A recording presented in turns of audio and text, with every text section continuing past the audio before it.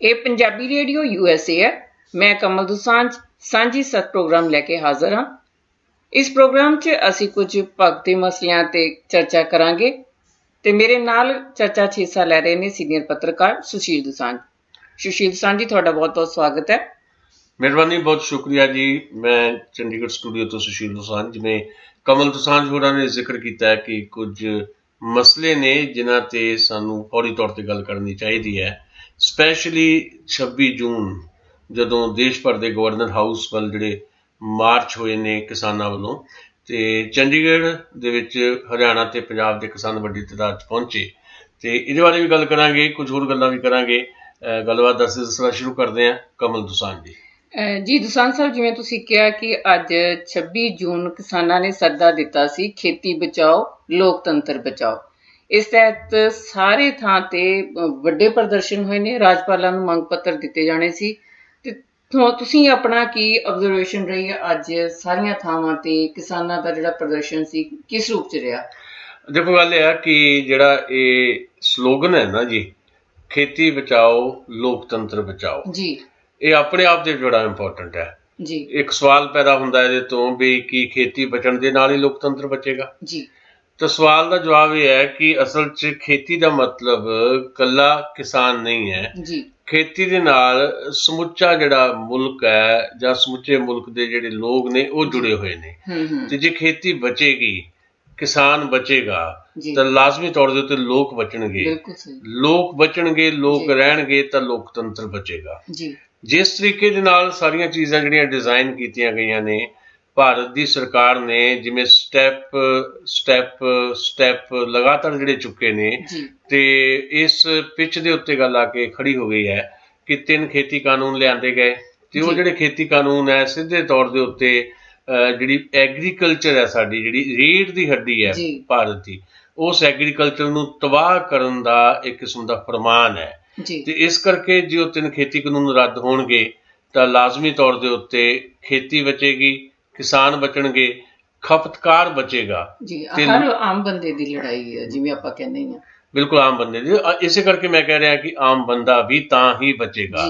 ਹੁਣ ਮਿਸਾਲ ਦੇ ਤੌਰ ਤੇ ਜਦੋਂ ਇਹ ਗੱਲਾਂ ਕਰਦੇ ਹਾਂ ਅਸੀਂ ਵੀ ਹਾਂ ਵੀ ਜਿਹੜਾ ਆਮ ਬੰਦਾ ਆ ਉਹਦਾ ਕੀ ਰਿਸ਼ਤਾ 3 ਖੇਤੀ ਕਾਨੂੰਨਾਂ ਦੇ ਨਾਲ, ਬਹੁਤੀ ਲੰਬੀ ਗੱਲ ਨਾ ਵੀ ਕਰੀਏ ਤਾਂ ਇੱਕ ਬਹੁਤ ਇੰਪੋਰਟੈਂਟ ਗੱਲ ਤੁਹਾਡੇ ਨਾਲ ਮੈਂ ਸਾਂਝੀ ਕਰਦਾ ਵੀ ਜਦੋਂ ਅੱਜ ਜਿਹੜੀ ਸਾਡੇ ਘਰ ਦੀ ਸੁਆਣੀ ਹੈ, ਮੇਰੀ ਭੈਣ ਹੈ, ਮੇਰੀ ਮਾਂ ਆ, ਜਿਹੜੀ ਰਸੋਈ ਸਾਂਭਦੀ ਹੈ, ਜਦੋਂ ਉਹ ਬਾਜ਼ਾਰ ਦੇ ਵਿੱਚੋਂ ਰਸੋਈ ਦੇ ਵਿੱਚ ਸਭ ਤੋਂ ਮਹੱਤਵਪੂਰਨ ਜਿਹੜੀ ਚੀਜ਼ ਵਰਤੀ ਜਾਂਦੀ ਹੈ, ਤੇਲ, ਸਰੋਂ ਦਾ ਤੇਲ, ਉਹ ਜਦੋਂ ਲੈਣ ਜਾਂਦੀ ਹੈ ਤਾਂ ਉਹਨੂੰ ਉਹ 214 ਰੁਪਏ ਲੀਟਰ ਮਿਲਦਾ ਹੈ, ਜਿਹੜਾ 1 ਸਾਲ ਪਹਿਲਾਂ ਜਿਹੜਾ ਆ ਉਹ ਸਿਰਫ 120 ਰੁਪਏ ਲੀਟਰ ਸੀ।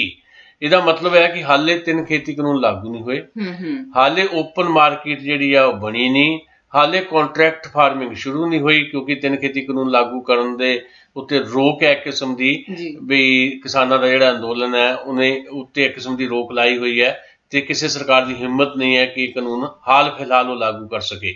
ਪਰ ਉਹ ਲਾਗੂ ਹੋਣ ਤੋਂ ਪਹਿਲਾਂ ਹੀ ਜੇ ਸਰੋਂ ਦਾ ਤੇਲ ਜਿਹੜਾ ਸਭ ਤੋਂ ਅਹਿਮ ਹੈ ਰਸੋਈ ਲਈ, ਉਹਦੀ ਕੀਮਤ 1 ਸਾਲ ਦੇ ਵਿੱਚ 100 ਰੁਪਏ ਤੋਂ ਜ਼ਿਆਦਾ ਵੱਧ ਸਕਦੀ ਹੈ, ਤਾਂ ਇਹਦਾ ਮਤਲਬ ਹੈ ਕਿ ਜੇ ਖੇਤੀ ਕਾਨੂੰਨ ਲਾਗੂ ਹੋ ਗਏ, ਓਪਨ ਮਾਰਕੀਟ ਖੁੱਲ ਗਈ, ਤੇ ਮੰਡੀ ਦਾ ਕਨਸੈਪਟ ਖਤਮ ਹੋ ਗਿਆ, ਤੇ ਨਾਲ ਦੀ ਨਾਲ ਜਿਹੜਾ ਆ ਵੀ ਕੰਟਰੈਕਟ ਫਾਰਮਿੰਗ ਸ਼ੁਰੂ ਹੋ ਗਈ, ਤੇ ਫਿਰ ਜਿਹੜੀਆਂ ਚੀਜ਼ਾਂ ਨੇ ਉਹ ਕਿੱਦਾਂ ਬਦਲਣਗੀਆਂ। ਮਿਸਾਲ ਦੇ ਤੌਰ ਤੇ ਆਪਾਂ ਰਕੇਸ਼ ਟਕੈਤ ਥੋੜੀ ਕਈ ਵਾਰੀ ਇੱਕ ਗੱਲ ਕਹਿੰਦੇ ਆ, ਬੜੀ ਇੰਪੋਰਟੈਂਟ ਹੈ ਵੀ ਇਸ ਸਰਕਾਰ ਦੀ ਕੋਸ਼ਿਸ਼ ਹੈ ਕਿ ਰੋਟੀ ਨੂੰ ਵੀ ਤਿਜੋਰੀ 'ਚ ਬੰਦ ਕਰ ਦਿਓ। ਬਿਲਕੁਲ ਤੁਸੀਂ ਅੱਜ ਜਿਹੜੀ ਗੱਲ ਕਰ ਰਹੇ ਹੋ 26 ਜੂਨ ਦੀ, ਅੱਜ 26 ਜੂਨ ਜਿਹੜੀ ਸੀ ਉੱਥੇ ਵੀ ਰੁਲਦੂ ਸਿੰਘ ਮਾਨਸਾ ਜਿਹੜੇ ਕਿਸਾਨਾਂ ਦੇ ਵੱਡੇ ਲੀਡਰ ਹੈ, ਉਹਨਾਂ ਨੇ ਮੋਹਾਲੀ ਦੇ ਅੰਬ ਸਾਹਿਬ ਗੁਰਦੁਆਰੇ ਦੇ ਸਾਹਮਣੇ ਜਦੋਂ ਹਜ਼ਾਰਾਂ ਦਾ ਇਕੱਠ ਸੀ, ਉੱਥੇ ਬੋਲਦਿਆਂ ਇੱਕ ਬੜੀ ਇੰਪੋਰਟੈਂਟ ਗੱਲ ਕਹੀ।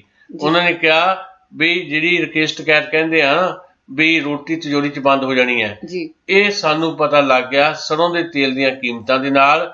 ਆਉਣ ਵਾਲੇ ਦਿਨਾਂ ਦੇ ਵਿੱਚ ਸਾਨੂੰ ਆਟਾ ਵੀ ਏਦਾਂ ਮਿਲਣਾ ਆ ਜਿਵੇਂ ਆਲੂ ਤੋਂ ਬਣੇ ਹੋਏ ਚਿਪਸ ਜਿਹੜੇ ਆ ਉਹ ਸਾਨੂੰ ਪੈਕਟਾਂ 'ਚ ਮਿਲ ਰਹੇ ਨੇ, ਏਦਾਂ ਹੀ ਆਟਾ ਸਾਨੂੰ ਮਿਲਿਆ ਕਰਨਾ।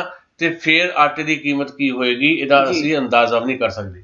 ਅਗਲੀ ਗੱਲ ਜਿਹੜੀ ਤੁਸੀਂ ਪੁੱਛੀ ਹੈ ਕਿ ਅੱਜ ਦਾ 26 ਜੂਨ ਦਾ ਦਿਨ ਕਿੱਦਾਂ ਦਾ ਰਿਹਾ, ਤਾਂ ਦੇਸ਼ ਭਰ ਤੋਂ ਜਿਹੜੀਆਂ ਖਬਰਾਂ ਆਈਆਂ ਨੇ ਦੇਸ਼ ਭਰ ਦੇ ਵਿੱਚ ਹਰ ਥਾਂ ਦੇ ਉੱਤੇ, ਹਰ ਸੂਬੇ ਦੇ ਗਵਰਨਰ ਹਾਊਸ ਵੱਲ ਮਾਰਚ ਹੋਇਆ, ਕਿਸਾਨਾਂ ਨੇ ਮਾਰਚ ਕੀਤਾ ਤੇ ਮੁੜ ਕੇ ਗਵਰਨਰ ਨੂੰ ਮੈਮੋਰੈਂਡਮ ਦਿੱਤੇ। ਉਹ ਮੈਮੋਰੈਂਡਮ ਪਹੁੰਚਣੇ ਰਾਸ਼ਟਰਪਤੀ ਦੇ ਕੋਲ, ਕਿਉਂਕਿ ਭਾਰਤ ਦੀ ਸਰਕਾਰ ਕੋਈ ਗੱਲ ਨਹੀਂ ਸੁਣ ਰਹੀ। ਇਸ ਕਰਕੇ ਕਿਸਾਨਾਂ ਨੇ ਇੱਕ ਨਵੀਂ ਵਿਧੀ ਕੱਢੀ ਵੀ ਅਸੀਂ ਰਾਸ਼ਟਰਪਤੀ ਤੱਕ ਆਪਣੀ ਗੱਲ ਪਹੁੰਚਾਈਏ। ਰਾਮਨਾਥ ਕੋਵਿੰਦ ਨੂੰ ਇਹ ਸਾਰੇ ਮੈਮੋਰੈਂਡਮ ਗਏ ਨੇ।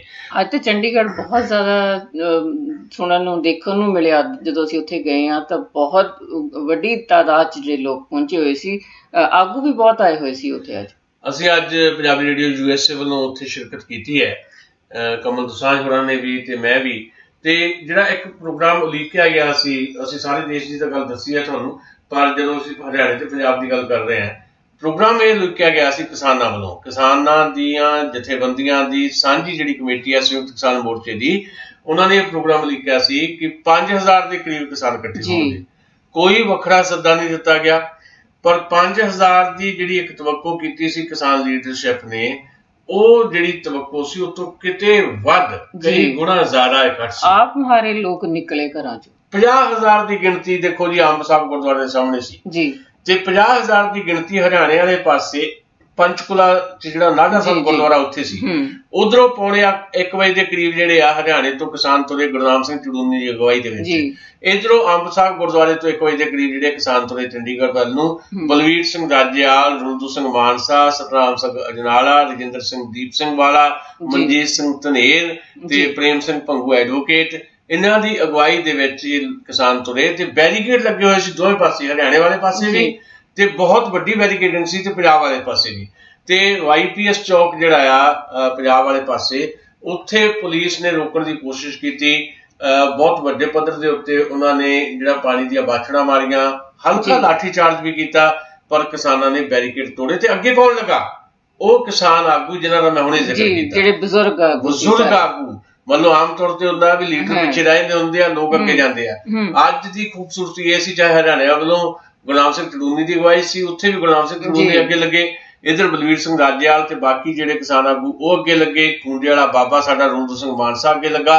ਤੇ ਇਸ ਤਰੀਕੇ ਦੇ ਨਾਲ ਆਪਣੀ ਚੰਡੀਗੜ੍ਹ ਦੇ ਵਿੱਚ ਐਂਟਰੀ ਹੋਈ ਤੇ 14 ਕਿਲੋਮੀਟਰ ਦੇ ਕਰੀਬ ਜਿਹੜਾ ਪੈਦਲ ਮਾਰਚ ਕਰਦੇ ਹੋਏ, ਔਰ ਤਪਦੀ ਧੁੱਪ 'ਚ ਤੁਰ ਕੇ ਜਾਣਾ ਬਜ਼ੁਰਗਾਂ ਲਈ ਕਿੰਨਾ ਔਖਾ ਸੀ ਉਹ, ਔਰ ਸ਼ਾਂਤੀਪੂਰਨ ਸੀਗਾ ਇਹ ਉਹਨਾਂ ਦਾ। ਸਾਡੇ ਇਸ ਕਿਸਾਨ ਅੰਦੋਲਨ ਦੀ ਸਭ ਤੋਂ ਵੱਡੀ ਖੂਬਸੂਰਤੀ ਇਹ ਹੈ, ਜਾਂ ਸਭ ਤੋਂ ਵੱਡੀ ਤਾਕਤ ਇਹ ਹੈ ਕਿ ਸ਼ਾਂਤੀਪੂਰਨ ਹੈ।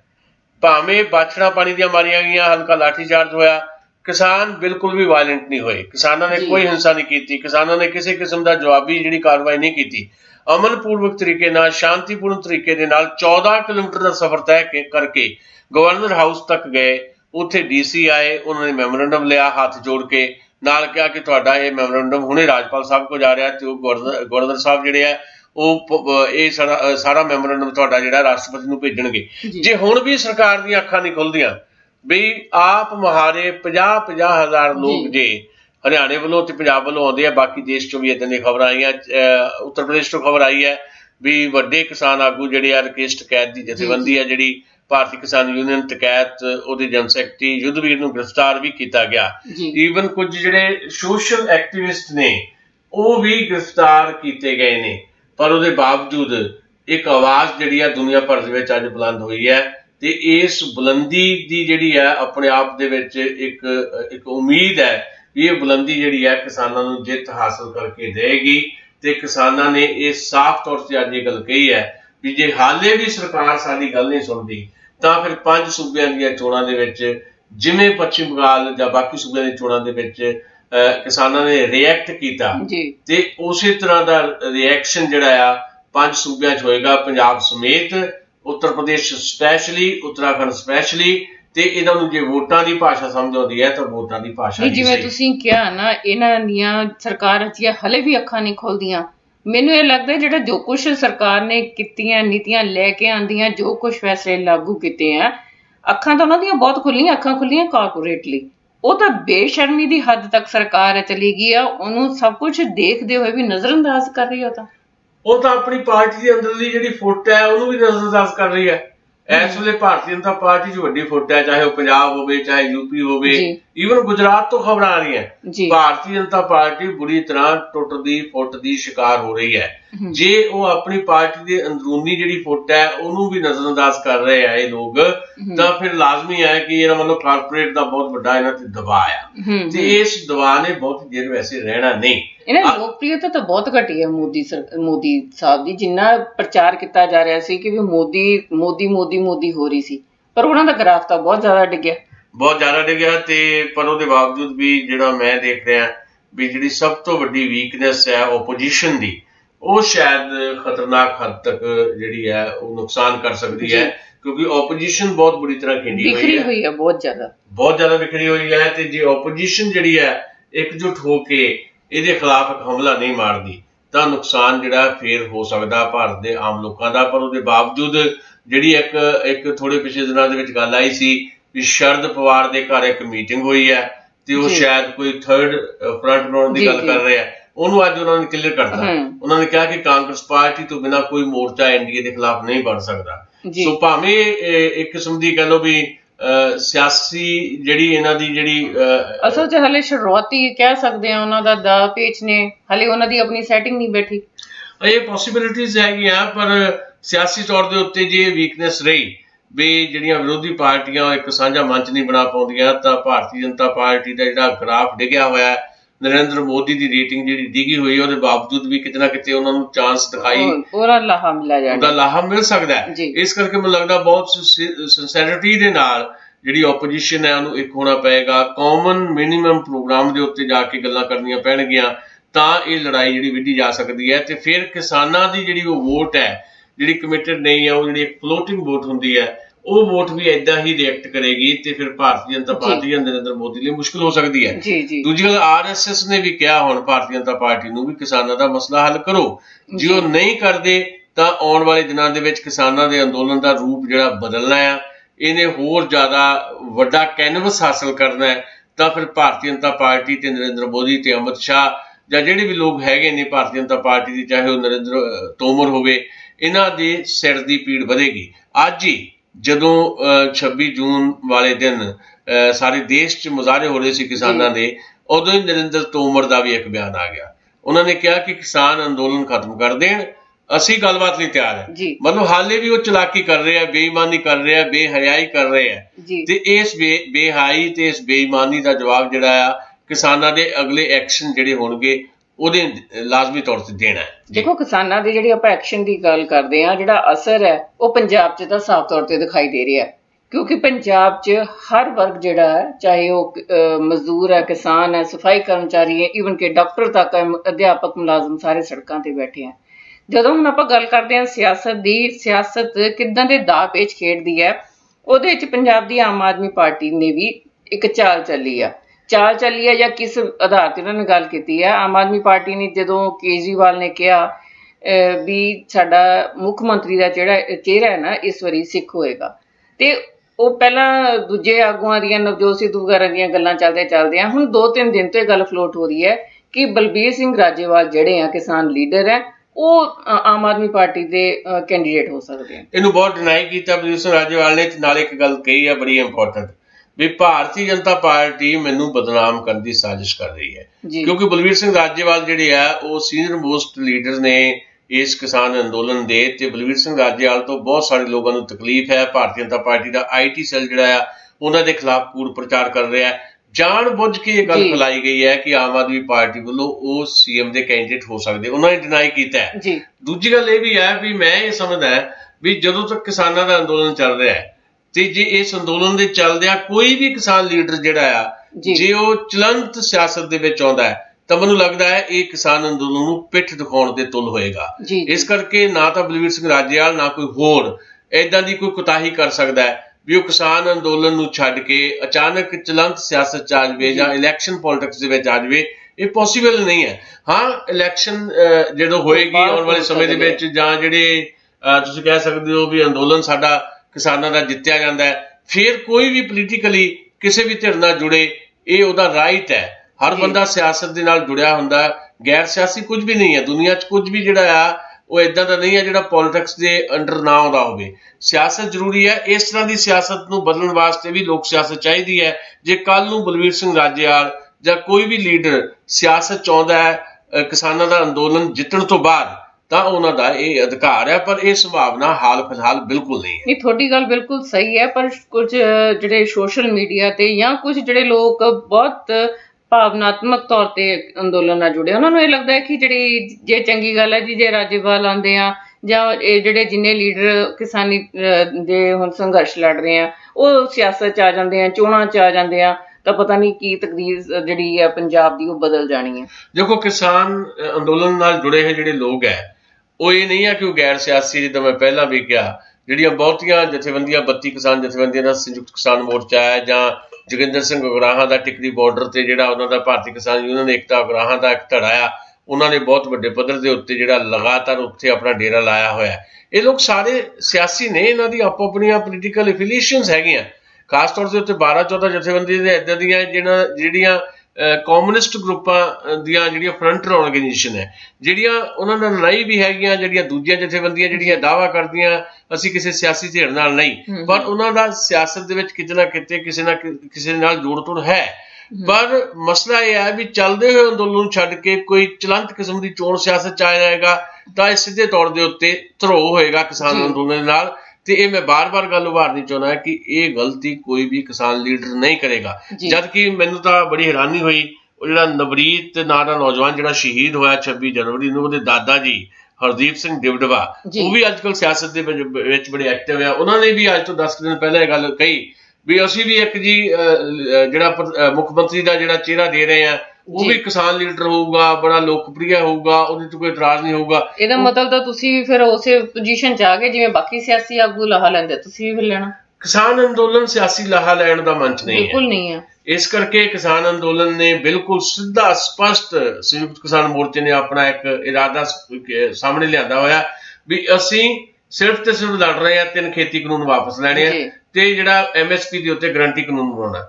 ਇਸ ਕਰਕੇ ਫਜ਼ੂਲ ਦੀਆਂ ਗੱਲਾਂ ਨੇ, ਜਾਣਬੁੱਝ ਕੇ ਗੱਲਾਂ ਜਿਹੜੀਆਂ ਫੈਲਾਈਆਂ ਜਾ ਰਹੀਆਂ, ਕਿਸਾਨ ਅੰਦੋਲਨ ਨੂੰ ਬਦਨਾਮ ਕਰਨ ਦੀ ਸਾਜ਼ਿਸ਼ ਜਿਹੜੀ ਹੈ ਪਹਿਲੇ ਦਿਨ ਤੋਂ ਚੱਲ ਰਹੀ ਹੈ। ਇਹਨੂੰ ਤੋੜਨ ਵਾਸਤੇ ਬਹੁਤ ਸਾਰੇ ਯਤਨ ਕੀਤੇ ਜਾ ਰਹੇ ਹੈ, ਬਹੁਤ ਸਾਰੇ ਆਪਣੇ ਏਜੰਸੀਆਂ ਦੇ ਬੰਦੇ ਵਾਰ ਕੇ ਜਿਹੜਾ ਇਸ ਅੰਦੋਲਨ ਨੂੰ ਤੋੜਨ ਦੀ ਕੋਸ਼ਿਸ਼ ਹੈ, ਇਸ ਅੰਦੋਲਨ 'ਚ ਵਾਇਲੈਂਸ ਪੈਦਾ ਕਰਨ ਦੀ ਕੋਸ਼ਿਸ਼ ਕੀਤੀ ਜਾਂਦੀ ਹੈ। ਪਰ ਇਹ ਸਾਰੇ ਤੋਂ ਪਾਰ ਜਾ ਚੁੱਕੇ ਨੇ ਕਿਸਾਨ ਲੀਡਰ, ਪਰ ਚੌਕਸੀ ਬੜੀ ਜ਼ਰੂਰੀ ਹੈ। ਜੀ, ਆਪਾਂ ਸਿਆਸਤ ਦੀ ਗੱਲ ਕਰ ਰਹੇ ਸੀ। ਸਿਆਸਤ ਕੋਈ ਹੁਣ ਇਮਾਨਦਾਰੀ ਦੀ ਕੋਈ ਚੀਜ਼ ਨਹੀਂ ਹੈ। ਪੂਰੇ ਵੱਡੇ ਪੱਧਰ ਤੱਕ ਇਹਦੇ 'ਚ ਇੰਨੇ ਵਿਗਾੜ ਆ ਚੁੱਕੇ ਨੇ, ਇਹਨੂੰ ਸੁਧਾਰਨ ਦੀ ਬਹੁਤ ਜ਼ਿਆਦਾ ਜ਼ਰੂਰਤ ਹੈ। ਜਦੋਂ ਅਸੀਂ ਸਿਆਸਤ ਦੀ ਬੇਈਮਾਨੀਆਂ ਦੀ ਗੱਲ ਕਰਦੇ ਹਾਂ ਤਾਂ ਸਭ ਤੋਂ ਜਿਹੜੀ ਵੱਡੀ ਬੇਈਮਾਨੀ ਹੈ ਕੇਂਦਰ ਦੀ ਭਾਜਪਾ ਸਰਕਾਰ ਜਿਹੜੀ ਨਰਿੰਦਰ ਮੋਦੀ ਉਹਨਾਂ ਨੇ ਕੀਤੀ ਹੈ ਜੰਮੂ ਕਸ਼ਮੀਰ 'ਚ, ਜਦੋਂ ਉਹਨਾਂ ਨੇ ਧਾਰਾ 370 ਖਤਮ ਕੀਤੀ। ਧਾਰਾ 370 ਖਤਮ ਕਰਦਿਆਂ ਉਹਨਾਂ ਨੇ ਜਿੰਨੇ ਉੱਥੋਂ ਦੀਆਂ ਸਿਆਸੀ ਪਾਰਟੀਆਂ ਸੀ ਉਹਨਾਂ ਨਾਲ ਕਿਸੇ ਨਾਲ ਉਹਨਾਂ ਨੇ ਮੀਟਿੰਗ ਨਹੀਂ ਕੀਤੀ, ਸਲਾਹ ਮਸ਼ਵਰਾ ਨਹੀਂ ਕੀਤਾ, ਬਲਕਿ ਉਹਨਾਂ ਨੂੰ ਨਜ਼ਰਬੰਦ ਕਰਤਾ। ਹੁਣ ਅਚਾਨਕ ਜਦੋਂ ਉੱਥੇ ਵੋਟਾਂ ਵਿਧਾਨ ਸਭਾ ਦੀਆਂ ਨੇੜੇ ਆ ਰਹੀਆਂ ਨੇ, ਉਹਨਾਂ ਨੇ ਨਾ ਉਹਨਾਂ ਨੂੰ ਸਿਰਫ ਰਿਹਾ ਕੀਤਾ ਬਲਕਿ ਉਹਨਾਂ ਨੂੰ ਮੀਟਿੰਗ ਵੀ ਸੱਦਿਆ, ਸਰਬ ਪਾਰਟੀ ਮੀਟਿੰਗ ਕੀਤੀ, ਉਹਨਾਂ ਨਾਲ ਗੱਲਬਾਤ ਕੀਤੀ, ਚਰਚਾ ਕੀਤੀ ਵੀ ਕੀ ਕੁਛ ਹੋਣਾ ਚਾਹੀਦਾ। ਕੀ ਇਹ ਬੇਈਮਾਨੀ ਨਹੀਂ ਹੈ? ਜਿਹੜੇ ਆਗੂਆਂ ਨੂੰ ਤੁਸੀਂ ਇਹ ਰੱਦ ਕਰਤਾ, ਤੁਸੀਂ ਜੇਲ੍ਹਾਂ 'ਚ ਮਤਲਬ ਕਿ ਘਰਾਂ 'ਚ ਨਜ਼ਰਬੰਦ ਕਰਤਾ, ਉਹਨਾਂ ਨਾਲ ਤੁਸੀਂ ਮੀਟਿੰਗਾਂ ਨਹੀਂ ਕੀਤੀਆਂ, ਹੁਣ ਤੁਸੀਂ ਮੀਟਿੰਗਾਂ ਕਰ ਰਹੇ ਹੋ, ਇਹਦਾ ਕੀ ਮਤਲਬ ਹੋਇਆ? ਇਹਦਾ ਮਤਲਬ ਹੈ ਕਿ ਸ਼ਾਇਦ ਜੰਮੂ ਕਸ਼ਮੀਰ ਨੂੰ ਵੱਖਰੇ ਤਰੀਕੇ ਨਾਲ ਟਰੀਟ ਕਰਨ ਦੀ ਕੋਸ਼ਿਸ਼ ਹੈ। ਉੱਥੇ ਮਤਲਬ ਡੈਮੋਕ੍ਰੇਸੀ ਦਾ ਇੱਕ ਤਮਾਸ਼ਾ ਜਿਹਾ ਖੜਾ ਕਰਕੇ ਵੀ ਲੋ ਅਸੀਂ ਜਮਹੂਰੀ ਮੁਲਕ ਹੈ ਜੀ, ਅਸੀਂ ਜਮਹੂਰੀ ਤੌਰ ਤੇ ਇੱਕ ਚੁਣੀ ਹੋਈ ਸਰਕਾਰ ਜਿਹੜੀ ਉੱਥੇ ਲਿਆਉਣਾ ਚਾਹੁੰਦੇ ਹਾਂ ਜੰਮੂ ਕਸ਼ਮੀਰ ਦੇ ਵਿੱਚ। ਇਸ ਕਰਕੇ ਇੱਕ ਮੀਟਿੰਗ ਕਾਲ ਕਰ ਲਈ ਗਈ ਵੀ ਕਿੱਦਾਂ ਆਪਾਂ ਉੱਥੇ ਇਲੈਕਸ਼ਨ ਕਰਾ ਸਕਦੇ ਹਾਂ। ਤੇ ਜਿਹੜੀ ਮੀਟਿੰਗ ਕਾਲ ਕੀਤੀ ਗਈ, ਜਿਹਦਾ ਤੁਸੀਂ ਦੱਸਿਆ ਗੁਪਕਾਰ ਅਲਾਇੰਸ ਹੈ, 8 ਪਾਰਟੀਆਂ ਦੇ, ਉਹਦੇ 14 ਲੀਡਰ ਬੁਲਾਏ ਗਏ। ਉਹ ਮੀਟਿੰਗ 'ਚ ਆਏ ਨੇ, ਮੀਟਿੰਗ 'ਚ ਉਹਨਾਂ ਨੂੰ ਆਉਣਾ ਹੀ ਚਾਹੀਦਾ ਸੀ, ਉਹ ਆਏ ਨੇ। ਉਹਨਾਂ ਦੀ ਮੀਟਿੰਗ 'ਚ ਆਉਣ ਤੇ ਕਿਸੇ ਵੀ ਕਿਸਮ ਦਾ ਜਿਹੜਾ ਉੱਜੜ ਨਹੀਂ ਕੀਤੀ ਜਾ ਸਕਦੀ। ਜੇ ਨਹੀਂ ਆਉਂਦੇ ਤੇ ਉਹਨਾਂ ਤੇ ਇਤਰਾਜ਼ ਹੋਣੇ ਸੀ। ਹਾਂ ਵੀ ਇਹ ਲੋਕ ਜੀ ਦੇਸ਼ ਦੇ ਵਿਰੋਧੀ ਲੋਕ ਨੇ, ਇਹ ਦੇਸ਼ ਨੂੰ ਤੋੜਨ ਦੀ ਪੋਲਿਟਿਕਸ ਕਰਦੇ ਨੇ। ਉਹ ਆਏ ਨੇ, ਉਹਨਾਂ ਨੇ ਧਾਰਾ 370 ਨੂੰ ਬਹਾਲ ਕਰਨ ਦਾ ਉੱਥੇ ਮੁੱਦਾ ਉਠਾਇਆ। ਉਹਨਾਂ ਨੇ ਕਿਹਾ ਕਿ ਜੰਮੂ ਕਸ਼ਮੀਰ ਨੂੰ ਜਿਹੜਾ ਤੁਸੀਂ 3 ਟੋਟਿਆਂ 'ਚ ਵੰਡਿਆ ਉਹਦਾ ਰੁਤਬਾ ਵਾਪਸ ਦਿਓ। ਪਰ ਨਰਿੰਦਰ ਮੋਦੀ ਦਾ ਜਿਹੜਾ ਮਿਸ਼ਨ ਕਸ਼ਮੀਰ ਹੈ ਉਹ ਇਹ ਹੈ ਕਿ ਉਹਨੇ ਇਸ ਢੰਗ ਦੇ ਨਾਲ ਸਾਰੀਆਂ ਚੀਜ਼ਾਂ ਡਿਜ਼ਾਈਨ ਕੀਤੀਆਂ ਵੀ ਚੋਣਾਂ ਕਰਾਉਂਦੇ ਆ, ਠੀਕ ਹੈ ਅਸੀਂ ਜੰਮੂ ਕਸ਼ਮੀਰ ਨੂੰ ਸੂਬੇ ਦਾ ਰੁਤਬਾ ਦੇਵਾਂਗੇ ਪਰ ਲਦਾਖ ਫਿਰ ਵੀ ਬਾਹਰ ਰਹੂਗਾ। ਲਦਾਖ ਦਾ ਏਰੀਆ ਜਿਹੜਾ ਤੋੜ ਕੇ ਵੱਖਰਾ ਕਰ ਦਿੱਤਾ ਗਿਆ, ਕੇਂਦਰ ਸ਼ਾਸਿਤ ਪ੍ਰਦੇਸ਼ ਬਣਾ ਦਿੱਤਾ ਗਿਆ, ਪਰ ਚੋਣਾਂ ਕਰਾਵਾਂਗੇ ਪਰ ਨਵੀਂ ਹੱਦਬੰਦੀ ਰਾਹੀਂ। ਇਹ ਹੱਦਬੰਦੀ ਦਾ ਉਹਨਾਂ ਨੇ ਜਿਹੜਾ ਇੱਕ ਵਿੱਚ ਇੱਕ ਕਹਿੰਦੇ ਫਾਨਾ ਫਸਾਤਾ ਹੁੰਦਾ ਨਾ ਇਹਨਾਂ ਨੇ ਬੜੀ ਚਾਲ ਚੱਲੀ ਹੈ ਦੇਖ ਕੇ ਕਿ ਜੰਮੂ ਤੇ ਕਸ਼ਮੀਰ ਦੀ ਜਿਹੜੀ ਹੈ ਖੇਤਰਫਲ ਦੇ ਹਿਸਾਬ ਨਾਲ ਉਹ ਇਹਦੇ ਪਿੱਛੇ ਦੀ ਮਨਸ਼ਾ ਕੀ ਹੈ? ਦੇਖੋ, ਜੰਮੂ ਦੇ ਵਿੱਚ ਜਿਹੜਾ ਆ ਪੋਪੂਲੇਸ਼ਨ ਘੱਟ ਹੈ, ਪਰ ਉਹਦਾ ਜਿਹੜਾ ਏਰੀਆ ਜ਼ਿਆਦਾ ਹੈ, ਜਿਹਨੂੰ ਤੁਸੀਂ ਖੇਤਰਫਲ ਕਹਿ ਰਹੇ ਹੋ। ਕਸ਼ਮੀਰ ਦੇ ਵਿੱਚ ਪੋਪੂਲੇਸ਼ਨ ਜ਼ਿਆਦਾ ਹੈ, ਏਰੀਆ ਘੱਟ ਹੈ। ਜਿਹੜੀਆਂ ਹਲਕਾਬੰਦੀ ਹੋਈ ਹੈ ਪਹਿਲੀ, ਮਤਲਬ ਸੀਟਾਂ ਜਿਹੜੀਆਂ ਹੈਗੀਆਂ ਵਿਧਾਨ ਸਭਾ ਦੀਆਂ, ਉਹ ਬਹੁਤੀਆਂ ਪੋਪੂਲੇਸ਼ਨ ਦੇ ਹਿਸਾਬ ਦੇ ਨਾਲ ਜਿਹੜੀਆਂ ਸੀਟਾਂ ਵੰਡੀਆਂ ਜਾਂਦੀਆਂ, ਇਸ ਕਰਕੇ ਕਸ਼ਮੀਰ 'ਚ ਸੀਟਾਂ ਜ਼ਿਆਦਾ ਹੈ, ਜੰਮੂ 'ਚ ਘੱਟ ਹੈ। ਹੁਣ ਕੀ ਕਰ ਰਹੀ ਹੈ ਭਾਰਤੀ ਜਨਤਾ ਪਾਰਟੀ ਜਾਂ ਨਰਿੰਦਰ ਮੋਦੀ, ਵੀ ਜੰਮੂ ਕਿਉਂਕਿ ਹਿੰਦੂ ਬੈਲਟ ਹੈ ਤੇ ਇਸ ਕਰਕੇ ਜੰਮੂ ਦੇ ਵਿੱਚ ਏਰੀਏ ਦੇ ਹਿਸਾਬ ਦੇ ਨਾਲ ਸੀਟਾਂ ਦੀ ਵੰਡ ਕਰਨ ਦੀ ਕੋਸ਼ਿਸ਼ ਹੈ। 7 ਸੀਟਾਂ ਉੱਤੇ ਵੈਸੇ ਵੀ ਮੰਨਿਆ ਜਾਂਦਾ ਹੈ ਕਿ ਹਿੰਦੂ ਬੈਲਟ ਹੈ ਥੋੜਾ ਜਿਹਾ। ਹਾਂ, ਬਿਲਕੁਲ ਉਹੀ ਗੱਲ ਕਰ ਰਹੇ ਆ। ਹਿੰਦੂ ਬੈਲਟ ਹੋਣ ਕਰਕੇ ਵੀ ਉੱਥੇ 7 ਸੀਟਾਂ ਵਧਾ ਲਈਆਂ ਜਾਣ ਤੇ ਕਸ਼ਮੀਰ ਦੀਆਂ ਸੀਟਾਂ ਘਟਾ ਦਿੱਤੀਆਂ ਜਾਣ। ਕਸ਼ਮੀਰ 'ਚ ਮੁਸਲਿਮ ਬਹੁਤ ਗਿਣਤੀ ਹੈ, ਕਸ਼ਮੀਰ ਦੀਆਂ ਜਿਹੜੀਆਂ ਸੀਟਾਂ ਘਟ ਜਾਣਗੀਆਂ, ਉੱਥੋਂ ਜਿਹੜੇ ਲੋਕ ਜਿੱਤ ਕੇ ਆਉਣਗੇ ਵਿਰੋਧੀ ਆਉਣਗੇ, ਪਰ ਉਹਨਾਂ ਦੀਆਂ ਸੀਟਾਂ ਘੱਟ ਹੋਣਗੀਆਂ। ਜੰਮੂ ਦੇ ਵਿੱਚ ਸੀਟਾਂ ਵਧਾ ਦੇਣੀਆਂ, ਉੱਥੇ ਹਿੰਦੂ ਵੋਟ ਜ਼ਿਆਦਾ ਆ ਤੇ ਉਹ ਹਿੰਦੂ ਬੈਲਟ ਹੋਣ ਕਰਕੇ ਉੱਥੇ ਜ਼ਿਆਦਾ ਸੀਟਾਂ ਬੀਜੇਪੀ ਨੂੰ ਮਿਲ ਜਾਣਗੀਆਂ ਤੇ ਮੁਕੰਮਲ ਜਿਹੜਾ ਆ ਬੀਜੇਪੀ ਆਪਣੀ ਸਰਕਾਰ ਬਣਾ ਲੇਗੀ ਤੇ ਕਹੇਗੀ ਲਓ ਜੀ ਅਸੀਂ ਤਾਂ ਡੈਮੋਕ੍ਰੇਟਿਕ ਤਰੀਕੇ ਨਾਲ ਸਰਕਾਰ ਬਣਾਈ ਹੈ। ਪਰ ਇਹਦੇ ਪਿੱਛੇ ਡਿਕਟੇਰੀਅਲ ਕਿਸਮ ਦਾ ਇੱਕ ਐਟੀਟਿਊਡ ਹੈ।